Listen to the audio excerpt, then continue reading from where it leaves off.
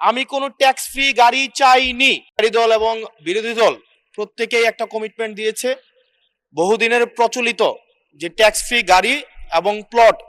আমরা নিব না, এই বিষয়ে আমরা সিদ্ধান্ত নিয়েছি। এবং গতকাল এই বিষয়টিকে সমর্থন জানানো পূর্বক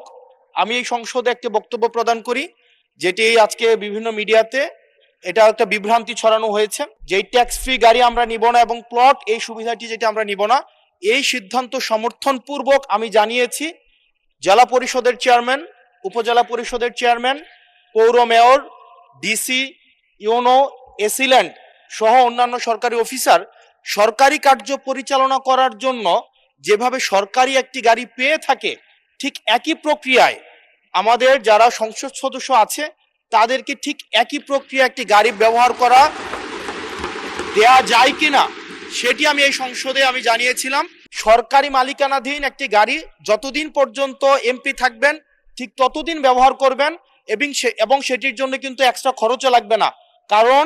আমাদের এই সংসদ সদস্যদেরকে কিন্তু ইতিমধ্যে 70,000 টাকা কিন্তু গাড়ি মেনটেনেন্স করার জন্য দেওয়া হয়। এখন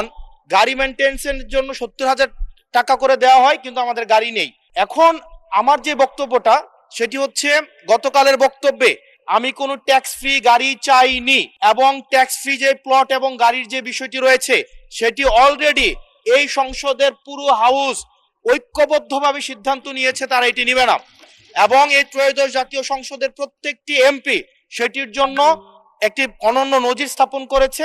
এটি মিডিয়াতে বিভ্রান্তি সৃষ্টি করেছে, সেটির জন্য এখানে পুনরাবৃত্তি করেছি সকল এমপিদের পক্ষ থেকে যে আমরা ট্যাক্স ফ্রি গাড়ি বা প্লটের সুবিধা না, অন্যান্য যে সরকারি সুবিধা আছে সেটির মতো করে যতদিন এমপি থাকবে ঠিক ততদিন এমপি শেষ, তারপরে হচ্ছে গাড়িটি আবার সরকার ফিরিয়ে নিবে। সেটির জন্য হচ্ছে আজকে এখানে দাঁড়ানো, মাননীয় স্পিকার।